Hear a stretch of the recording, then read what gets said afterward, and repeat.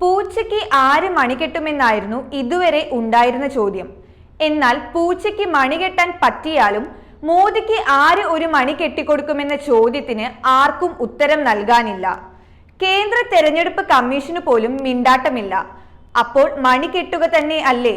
തേങ്ങ ഉടയ്ക്കൂ സാമി എന്ന് പറഞ്ഞതുപോലെ മോദിക്ക് നോട്ടീസ് അയക്കൂ കമ്മീഷനെ എന്ന് കമ്മീഷനോട് ആവശ്യപ്പെട്ടിരിക്കുകയാണ് സാക്ഷാൽ സുപ്രീം കോടതി അഭിഭാഷകൻ കാളീശ്വരം രാജ്.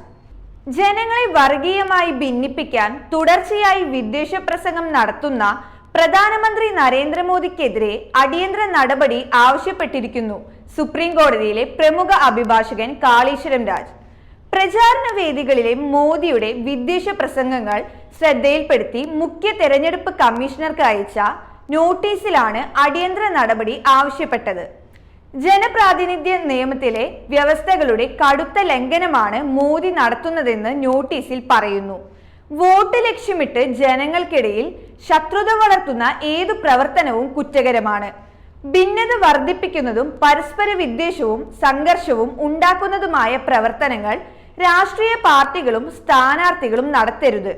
ജാതി പറഞ്ഞും വർഗീയ വിദ്വേഷം ഉയർത്തുന്ന പ്രസ്താവനകൾ നടത്തിയും വോട്ട് തേടരുതെന്നും ജനപ്രാതിനിധ്യ നിയമം വ്യവസ്ഥ ചെയ്യുന്നു. മതം, വംശം എന്നിവയുടെ പേരിൽ ശത്രുത വളർത്തുന്നത് കുറ്റകരമാണെന്ന് ഇന്ത്യൻ ശിക്ഷാ നിയമത്തിലെ 153A വകുപ്പും പറയുന്നു. കഴിഞ്ഞ മാസം രാജസ്ഥാനിലും ഛത്തീസ്ഗഡിലെ ബസ്തറിലും അദ്ദേഹം ഉന്നയിച്ച ആക്ഷേപങ്ങളും ആരോപണങ്ങളും പ്രകോപനപരവും വിദ്വേഷം പടർത്തുന്നതും മതഭ്രാന്തിൽ ഊന്നിയുള്ളതുമാണ്. ജനങ്ങളെ തെറ്റിദ്ധരിപ്പിക്കുക എന്ന ലക്ഷ്യത്തോടെ നിലവാരമില്ലാത്ത ഭാഷയാണ് പ്രസംഗങ്ങളിൽ ഉപയോഗിക്കുന്നത്.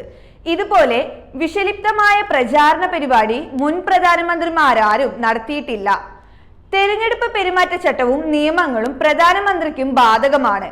അവ ലംഘിച്ചാൽ അർഹമായ ശിക്ഷ നൽകണം. അല്ലാത്ത പക്ഷം പ്രധാനമന്ത്രി നിയമത്തിന് അതീതനാണെന്ന സന്ദേശമാകും രാജ്യത്തിന് ലഭിക്കുക. നിയമത്തിനു മുന്നിൽ എല്ലാവർക്കും തുല്യതയും നിയമവ്യവസ്ഥയുടെ സംരക്ഷണവും ഭരണഘടനയുടെ 14-ാം അനുച്ഛേദം ഉറപ്പു നൽകുന്നുണ്ട്.